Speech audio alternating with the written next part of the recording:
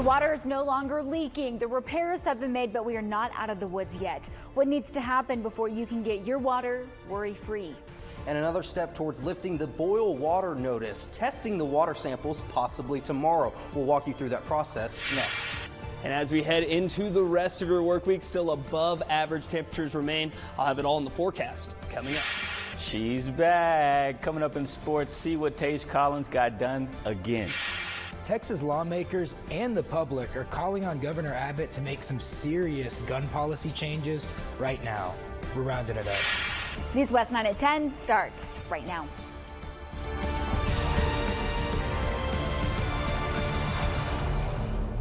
Water is slowly but surely coming back on for the people of Odessa. Thanks for being here tonight. I'm Tatum Gwynn. Everyone, we are in a much better spot than we were years ago. Yet many people in West Odessa still reporting no water. And don't forget the citywide boil water notice. Now keep this in mind, this type of event has never happened before. The city has never been forced to shut down the water treatment plant. It's a feat and an even bigger one to get everything turned back on and running. That is why it's taken the entire day to get water restored to the city. Now we are recharging the system. We are putting water back into the system and loading it up. And it is proceeding very, very well. We are optimistic about it. And when it comes to who will get water first, that all depends on where you live. What we call the lower areas. These are elevations that are lower than the others will fill first. So everything south of 42nd Street inside the loop and things south of 191 on the east side of the loop, they'll start to see water sooner and should be starting to see water now. One request until we are given the all clear is to conserve water as much as you can. Next is the boil water notice. That will be in place until the city tests the water, which is another step that unfortunately takes a lot of time. The city plans to send off a water sample tomorrow morning. Jonathan Polasic is on this part of the story. Jonathan, any word on how long that part of this whole process will take? Well, Tatum, as you mentioned, it will take some time to collect the water samples and get it tested, and it will likely be tomorrow morning that they do just that and then send them off. And then another 24 hours before we actually get the results back. The hope is that by Friday, the boil water notice will be lifted. Testing water for harmful bacteria. It's what the city plans to do tomorrow, but it's also something that they do fairly frequently. It's a pretty, it's very common practice. We actually run these tests we run about, I believe it's about 90 of these tests every month to confirm our water is clean. It's not an uncommon practice. Just is that once we can demonstrate that the system is back in operating condition and the water is safe to drink, then we can turn the people loose. All done in an effort to keep you and me from getting sick. When we treat water is to make sure that there's no live bacteria or pathogens in the water that might make a person ill. And so what we'll be testing for is to make sure that the chlorine disinfection we do, normally we're using chloramines, that will get rid of those microorganisms or bacteria. So how does the testing itself work? They are taken to a lab. The lab's certified. It is a city lab, but it's completely certified under NELAP standards. And so they set the samples up such that they might grow bacteria if bacteria existed in the water. And so that takes about 24 hours to see if that does happen. And it's only if the results come back clean will they give the all clear to Odessans. If everything comes out positive, negative to results, so that we don't have any bacteria, the results are good, then we will be able to turn people loose to drink the water and consume it without boiling the water. So while you may have water pressure back already, you should continue to boil your water until the city lifts the boil water notice, which they hope could come as soon as Friday. It's something that we'll continue to keep you updated on. Tatum? Jonathan, thanks. Now, this is a question that we have received a lot over the past 48 hours.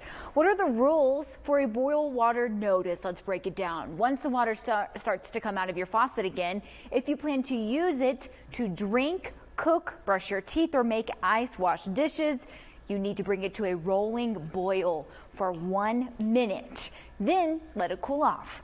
According to the CDC, you can shower or bathe, but be careful, do not ingest any of the water. We've got a comprehensive list of do's and don'ts when it comes to a boil water notice on Newswest9.com. Now, this crisis, it has impacted all parts of life, even the most essential, including the hospital. They too need water to function. They discharged many of their patients yesterday, but kept the emergency department open. Those that they were not able to discharge, Midland stepped up and took them in. 6 patients from Odessa Regional Medical Center and 1 from Medical Center were transported to Midland Memorial. Dr. Kit Bredemus, the chief nursing officer, tells us when they received that call for help, they stepped up. I get a call, we coordinate what exactly we're looking at as far as time frames, and then we, on our side here at the Memorial, alert our teams and letting everyone know of where we stand and what to expect as far as incoming transfers. He says it is yet another example of the type of people that we have in our communities. I mean, it's just a great testament to the community that we have here in Midland and Odessa, and we always rely on each other to help carry the burdens when we need to. It's always great to see us come together, work together for the health of our communities, and knowing that we have that safety net in each other when these things happen. As of right now, water has been restored to Medical Center Hospital. They plan to return to normal operations as much as they can tomorrow. Now, it's not just emergency services. Other West Texans stepped up to help those in need. Alvaro Leyva and Miguel Perez both own Odessa-based water businesses. They took their water trucks out to the Target on 42nd Street to give out free water for people needing to do, say, the dishes or flush their toilets. They say it's all part of giving back to the community. Man, it was a lot of fun seeing a lot of new faces, just having people come out, knowing that a lot of these people that were here last night were actually on their way to Midland, saw us, happened to see us and stopped by. So it was a good feeling knowing that we saved people the trip and the hassle of going to another town for water. This is at our access 24/7. It don't cost us a dime to give it out. To help someone to take a shower, wash clothes, make some food at night. I mean, come on, why wouldn't you help someone do that? Don't you love that? So far, Alvaro and Miguel have given out hundreds of gallons of water, and they did the same thing last night. In their words, they hope to keep giving out water until everybody has some. We love that. Meanwhile, Odessa is helping to keep the city stocked up on water. They consolidated their water distribution sites to just one today at the Ector County Coliseum. They'll also be open tomorrow at the same location from 8 a.m. to 5 p.m. with a 2-case per car limit. And another thing for Odessans to note, ECISD will be back in session tomorrow. Both schools and offices will be open at the usual time, and summer school will resume. We've covered a lot of ground here. For all the latest information on the Odessa water main break, visit our website, Newswest9.com, or you can text us the word water, and we'll send you a link to what you need to know straight to your cell phone.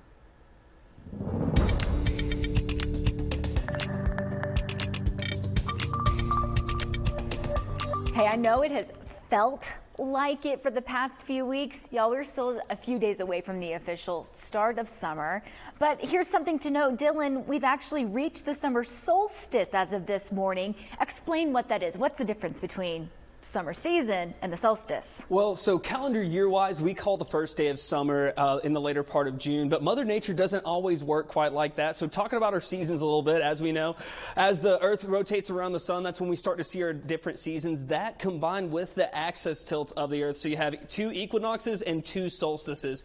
The equinox, that's our springtime. That's one of those where it's hitting the equator, so the center of the earth, getting more balanced amount of sunlight. But now we're getting into the summer solstice, and that's when we get towards the first day of summer. It's when North America specifically is getting the most of that direct sunlight, and the result of that is the hottest temperatures that we see throughout the year, or the months that we know as summer. And definitely already feeling like that here in West Texas. 97 degrees is what we made it to as we went into this afternoon. 97 to 98 here in Midland, 100 for Wink, 103 for the Pecos area, and 100 in Fort Stockton. Lots of high pressure in the southern half of the country right now, going to continue giving us more of these hot temperatures and a little more of those rain chances similar to our western areas that we've been seeing earlier on this evening. But I'm going to talk more about those details, Tatum, a little later on. Dylan, thank you. Looking at other headlines tonight, an Odessa man sentenced to 60 years in prison for molesting a child. A Midland County jury convicted 40-year-old Rosalio Tavares for aggravated sexual assault of a child. Prosecutors say he sexually abused a 9-year-old girl on 2 separate occasions, telling the child it was their secret and she would get in trouble if she told. Prosecutors say she kept the abuse secret for 7 years. But when she saw video testimony of another sexual abuse survivor, that gave her the courage to come forward. A crash along Interstate 20 in Pecos caused a real headache for drivers tonight right around quitting time. Here's a look. We are told that the crash happened in the westbound lanes of I-20. The crash involved an 18-wheeler and a pickup. One lane was blocked for some time. Traffic had been cleared as of 8:30 this evening.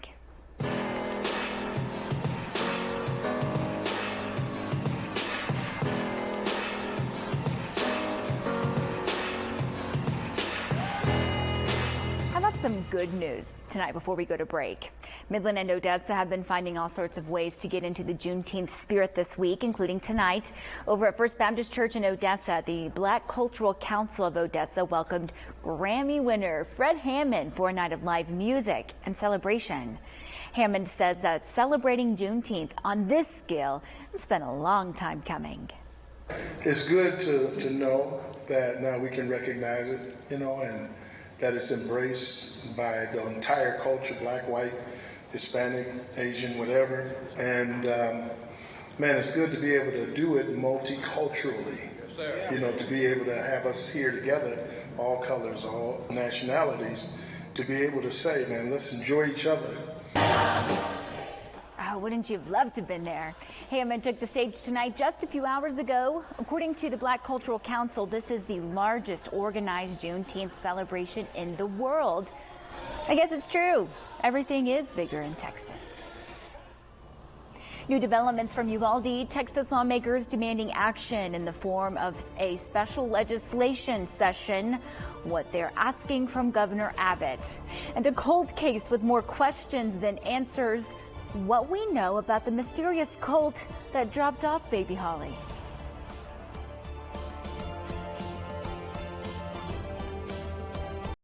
It has been over 3 weeks since the shooting in Uvalde that took the lives of 19 students and 2 teachers, and it's been followed by other instances of violence at schools across the nation.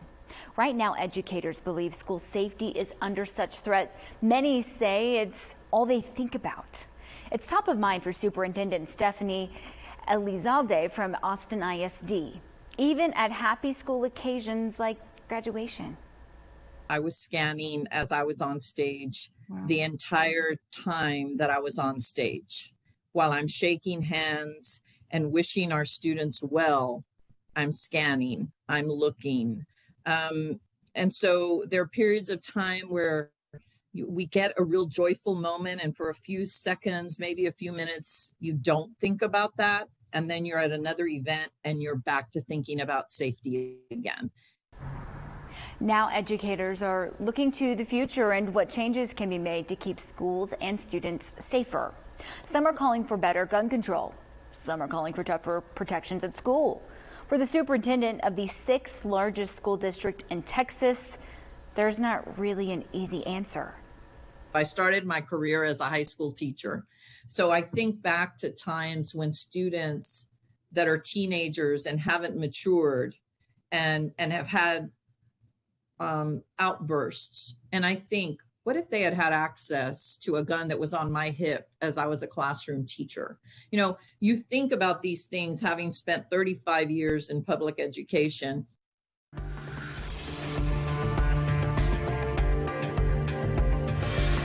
Uvalde began saying their goodbyes to the final victim laid to rest from the Robb Elementary massacre today. The family of 11-year-old Layla Salazar held a service for her at their Catholic church. The funeral mass will be tomorrow morning. Family members said Layla loved dancing and singing. She was known for singing with her father every morning heading to school and again on the way home with her mother. She also loved the Dallas Cowboys. Meanwhile, public demands for Governor Abbott to call a special legislative session are growing. Yesterday, the Tarrant County Commissioners approved a resolution requesting a special session to address gun violence and enact, quote, common sense policies. If the governor chooses not to call a special session, the next time the state legislature will convene will be in January. Tatum? Mason, thank you. Let's turn our attention now to a cold case that's held a lot of people's attention over the past couple of weeks. What happened to baby Holly? You'll remember she was the child of Dean and Tina Klaus.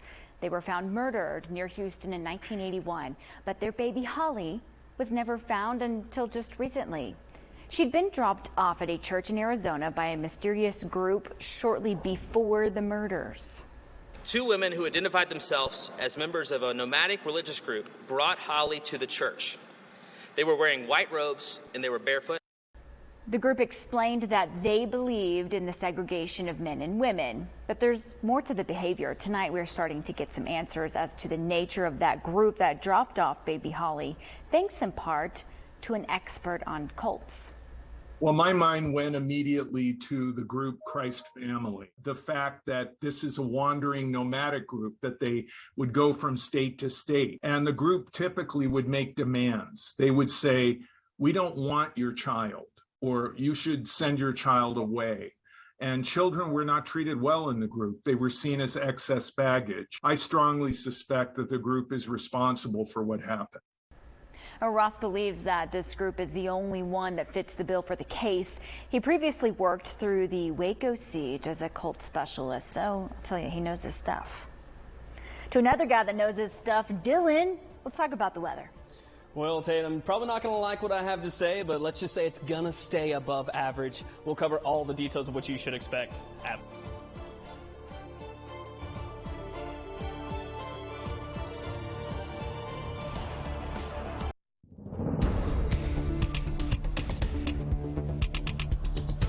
Well, good evening to you. Taking a look at our satellite and radar right now. Had some of those showers out there out west earlier this afternoon. Those are all gone now. And we still have a little bit of breezy winds coming in out of the southeast. So as you're going to bed tonight, you might be able to hear some of those. But still looking at current wind speeds right around 16 miles per hour in Midland, 17 for the Fort Stockton area. As this trend continues overnight, it's going to keep our temperatures much warmer by tomorrow morning, mid to upper 70s here in the Midland, Odessa area. But then the high winds come right back by that afternoon, up to 25 miles per hour, gusting up to 30. Lots of sunshine and still going to be seeing those warmer temperatures, and very similar to what we saw today. As more of those winds come in, more of that moisture is going to hit our mountainous west, and we'll track more scattered storms out there as we head throughout tomorrow afternoon. There's going to be probably a little bit more coverage than what we saw today. Not expecting anything severe. Doesn't mean we couldn't see one or two rogue severe storms through about sunset tomorrow night. So just make sure you are staying updated. But here's what I'm looking at for your highs: 97 to 98 for most in the Permian Basin, 101 for Colorado City. Still going to be looking at triple-digit heat over in Pecos as well.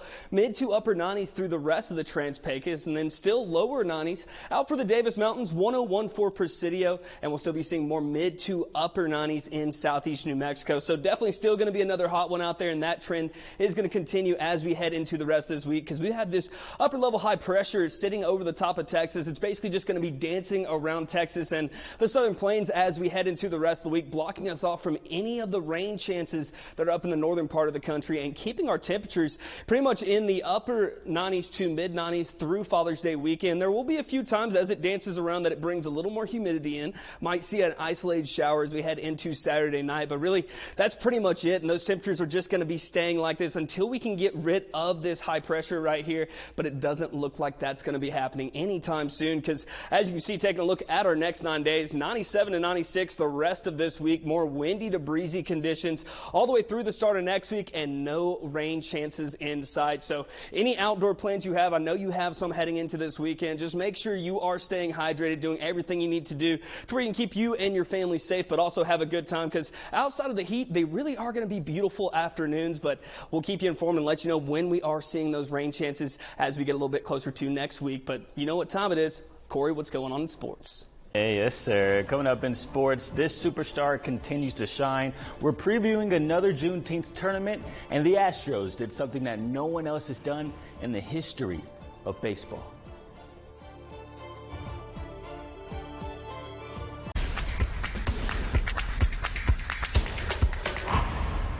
Good evening, beautiful people.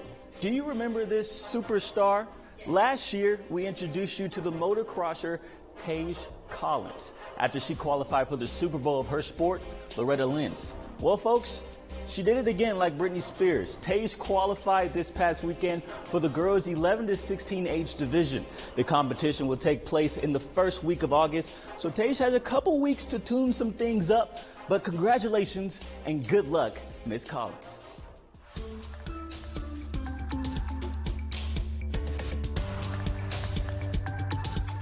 Now, we're only 2 days away from the start of multiple Juneteenth tournaments in Midland and Odessa. One of the staples in the Midland celebration has been the Tall City Classic basketball tournament. This will be the 26th year in a row that girls and boys share court on Freedom Day. Ballers from 3rd grade all the way up to 12th grade can participate in the 5-on-5 tourney. Now, there's a lot of teams that have signed up already, so putting this all together has been quite the challenge. It can be kind of stressful. But overall, it's been great. It's fun. We have a lot of talent here in this area, and so I mean, a lot of fun, a lot of good basketball, a lot of good food. This is where we started at Carver Center, and this is where we started, and it kind of interacts with the Juneteenth, which we celebrate that right across the street at Washington Park. Like I said, we love doing this, and we loved supporting the community. Now, down in Arlington, history was made today. Astros pitcher Luis Garcia threw an immaculate inning. For those of you who don't know what that is, that's when a pitcher strikes out 3 batters in just 9 pitches. But that's not the story, okay? A couple innings later, the vibes were immaculate for Phil Maton, too. He also pitched an historical inning, making him and Luis the first teammates ever to pitch immaculate innings in the same game. Now, here's the kicker, though, okay? Luis and Phil struck out the same 3 batters on the Rangers to make that happen. So I already know those guys are getting teased in the locker room tonight. That's it for sports. We'll be right back.